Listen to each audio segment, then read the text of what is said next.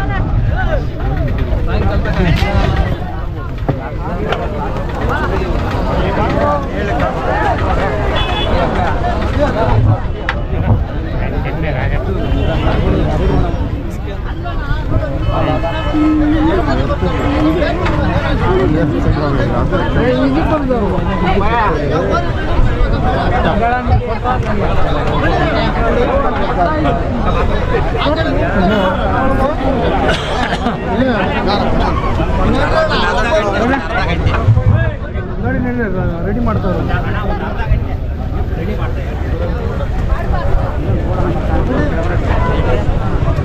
ಬಿಡ್ಕೊಂಬಲ್ಲ ನೋಡ್ರಿ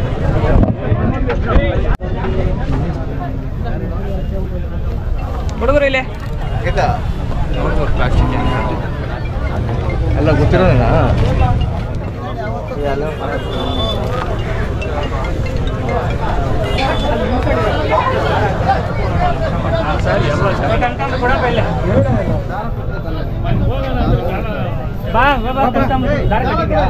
ಇಲ್ಲ ಕಟ್ಟಿಲ್ಲ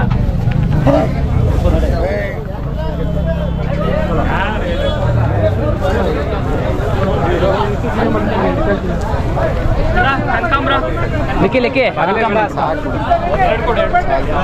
ಸಾಲಲ್ಲ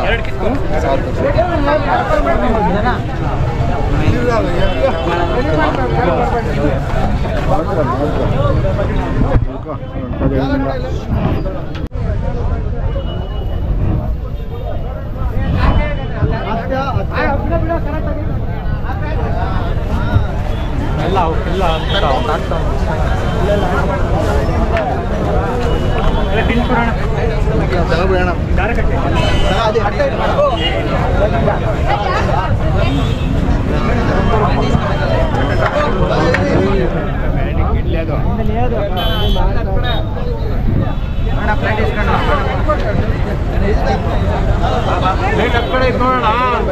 ಇದೆ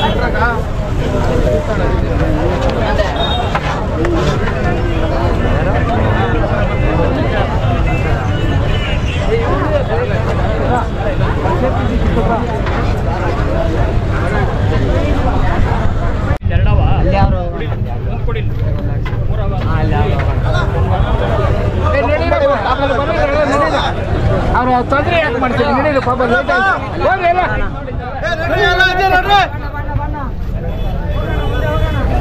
ಬರ್ರಿ ಎಲ್ಲ ನಡ್ರಪ್ಪ ಆಮೇಲೆ ತೆಗಿಯುತ್ತೆ ನಡಿಯಪ್ಪ ಆಯ್ತು ನಡಿಯಪ್ಪ ತೆಗಿಯುತ್ತೆ ನಡಿಯಪ್ಪ 6 ಗಂಟೆ ಆದ್ಮೇಲೆ ಬರ್ರಿ ನಡ್ರಿ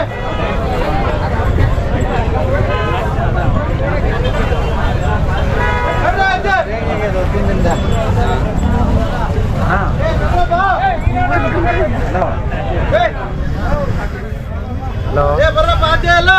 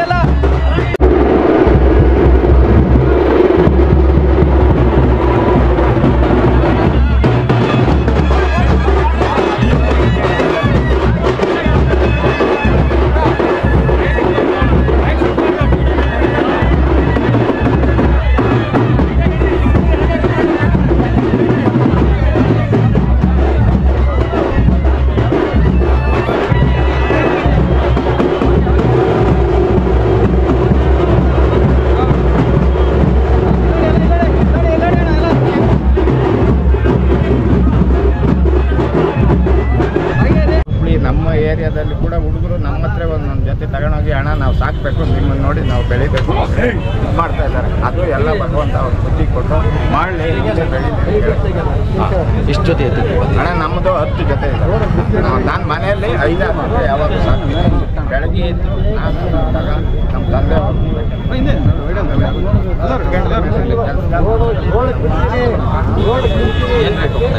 ಹಣ ಈಗೆಲ್ಲ ನನ್ನ ಹತ್ರ 10 ಲಕ್ಷ ಮಾಡಿದ್ದಾರೆ. 15, ಆಮೇಲೆ 3 ಲಕ್ಷ ಸ್ಯಾಲರಿ ಇದಿಲ್ಲ. ಆಮೇಲೆ ಎತ್ತು ಸಿಗ್ತಾ ಇಲ್ಲ, ಒಳ್ಳೆ ಯಾರು ಸಿಗ್ತಾ ಇಲ್ಲ. ಸಾಕಿ ಇದು ಮಾಡೋಕ್ಕೆ ಕಷ್ಟ ಆಗುತ್ತೆ, ಯಾಕಂದರೆ ಬೂಸ ಹಿಂಡಿ ಇದೆಲ್ಲ ರೇಟ್ ಜಾಸ್ತಿ. ಅದರಿಂದ ನಾನು ಸರ್ಕಾರ ಗಮನಕ್ಕೆ ಹೆಂಗಸರು ಎಲ್ಲ ಅಂಜರ್ಗ ಎಲ್ಲ ಇದು ಕೊಡ್ತಾ ಇದ್ದೀರಿ. ಹಳ್ಳಿ ಕಾರ್ ಕೊಟ್ಟು ಏನೋ ಒಂದು ಇದು ಕಟ್ಟಿದ್ದಾರೆ ಅಂತ ಹೇಳ್ತಾ ಇದ್ದೀನಿ.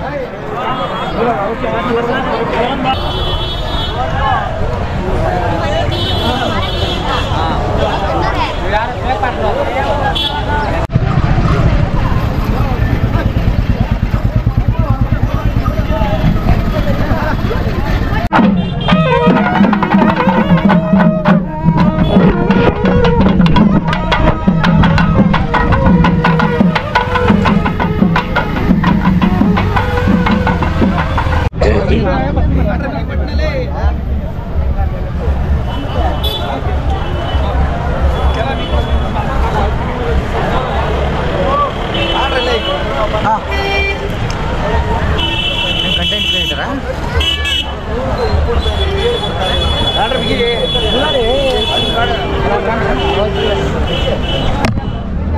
ಎಷ್ಟು ಇವ 11 ಲಕ್ಷ ಹೇಳ್ತಾ ಇದ್ದೀನಿ. ಯಾವೂರು? ಆನೆ ಕೊಡಿಗಳ್ಳಿ. ಬೆಂಗಳೂರಾ? ಬೆಂಗಳೂರಲ್ಲ, ಚಾಕ್ಲೇಟ್ ಬಾಗ್ಲೂರು. ಇಲ್ಲಿ ಯಲಹಂಕ ಚಾಕ್ಲೇಟ್ ಬಾಗ್ಲೂರು.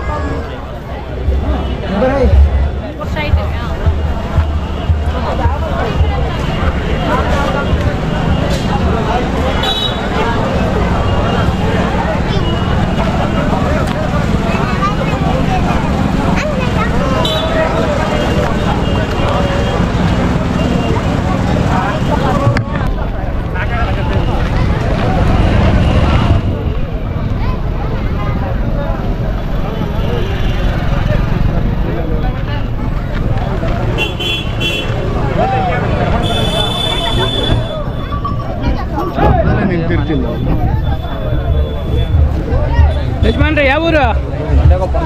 ಸೊಂಡೆಗುಪ್ಪ, ಬೆಂಗಳೂರು ಹತ್ರ. ಎಲ್ಲ ಅಲ್ಲಿ ಕಾರೆ.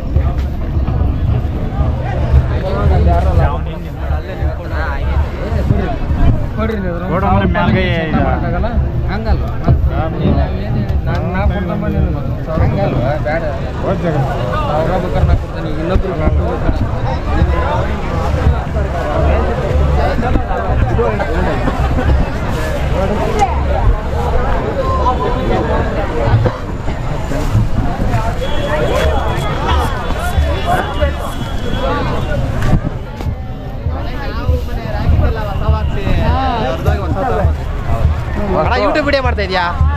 ಯಾವ್ದನ್ನ ಚಾನಲ್? ಸುವರ್ಣ ಪಂಚಾಯಿತಿ ಅಂತ.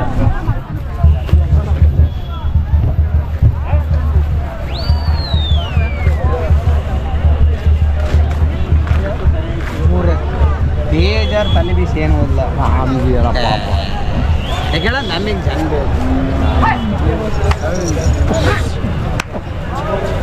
ಒಂದೇ ನೋಡೋದ್ಲೇ ಬಸವ.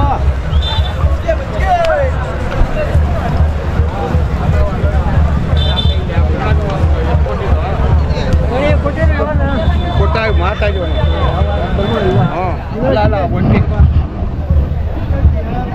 ಅಣ್ಣ ಏನು ರೇಟ್ ಅಣ್ಣ ಇವು? ಇಲ್ಲಿ ದುಡ್ಡು ಕೊಡಕತ್ತ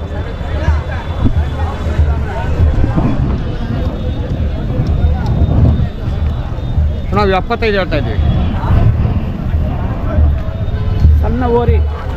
ಸಣ್ಣ ಓರಿ ಇದು ಜೋಡಿ 75,000.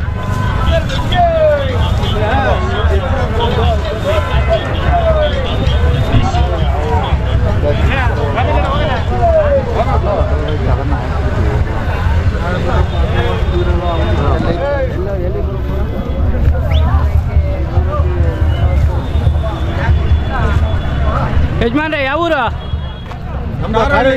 ಕಾರಹಳ್ಳಿ, ದೇವನಹಳ್ಳಿ ತಾಲೂಕು ಕಾರಹಳ್ಳಿ ಅವರು. ಏನು ರೇಟ್ ಹೇಳ್ತಾ ಇದ್ದೀರಾ? ನಾವು 95 ಹೇಳ್ತೀವಿ. 95 ಕರುಗಳು. ಹಾಲು ಅಲ್ಲಿನ ಥರ.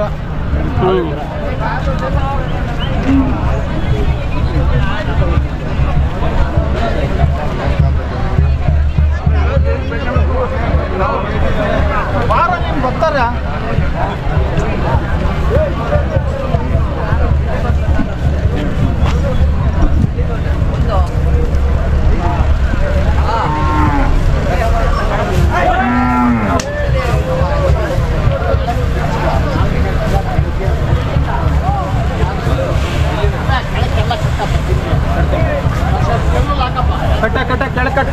ಕೆಳಕಟ್ಟ. ಯಾವ ಊರಪ್ಪಿ?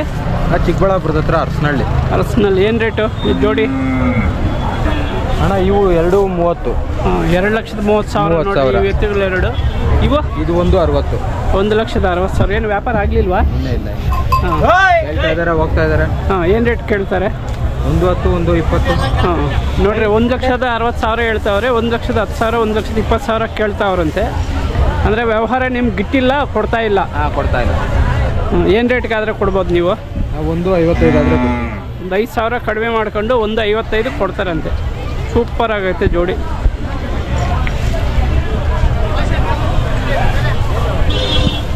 ಅಪ್ಪಿ ಇದೇನು ಅನ್ನಲ್ಲ ತಾನೇ? ಏನು ಮಾಡಲ್ಲ ಅಲ್ಲ ಇವಾಗ ಇಲ್ಲ ಏನು ಮಾಡಲ್ಲ. ಕೊಂಬುಗಳು ಉದ್ದಕ್ಕಿತ್ತಲ್ಲ.